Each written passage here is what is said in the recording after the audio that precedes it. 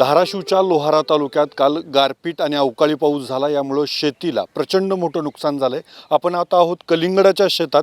हे काढणीला आलेलं कलिंगड होतं, कालच्या गारपिटीमुळे अक्षरशः जमीनदोस्त झालेलं आहे। म्हणजे ह्याचा जो कलिंगडाचे वेल आहे त्याचा पाला पूर्णपणे बसलेला आहे, त्यामुळे या पिकाचं मोठ्या प्रमाणात नुकसान झालेलं आहे। कालपासून अजूनही शेतात पूर्णपणे पाणी आहे, त्यामुळे पाऊस किती झाला हे आपल्या लक्षात येते। शेतकरी आहेत आपल्यासोबत, या शेतीचं नेमकं काय नुकसान होतं, काय परिस्थिती होती कालची, किती गारपीट झाली?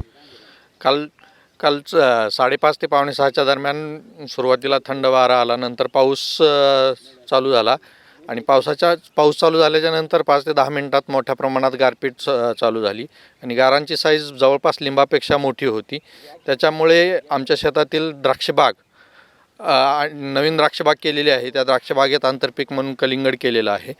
त्या कलिंगडाची कालच्या गारपिटीमुळे पूर्णपणे वेल तर बसलेलीच आहे आणि कलिंगडाला गारांचा मार लागून आतल्या आत कलिंगड सडल्यासारखे झाले आहेत आणि जवळपास 50% कलिंगड हे फुटलेले आहेत शेतामध्ये।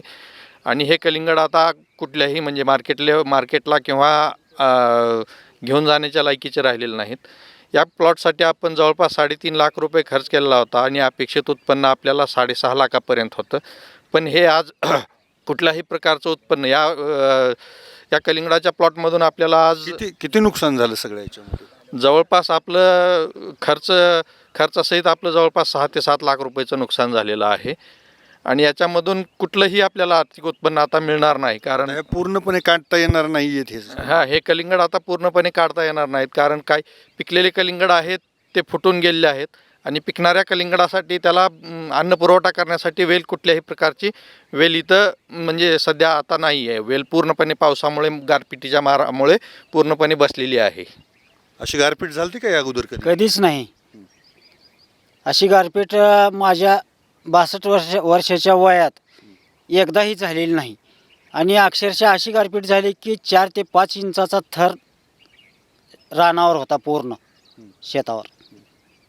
काय काय नुकसान झालं तुमचं? गहू, ज्वारी, हरभरा, कलिंगड म्हणा, बागेचे नुकसान पूर्णही झालं।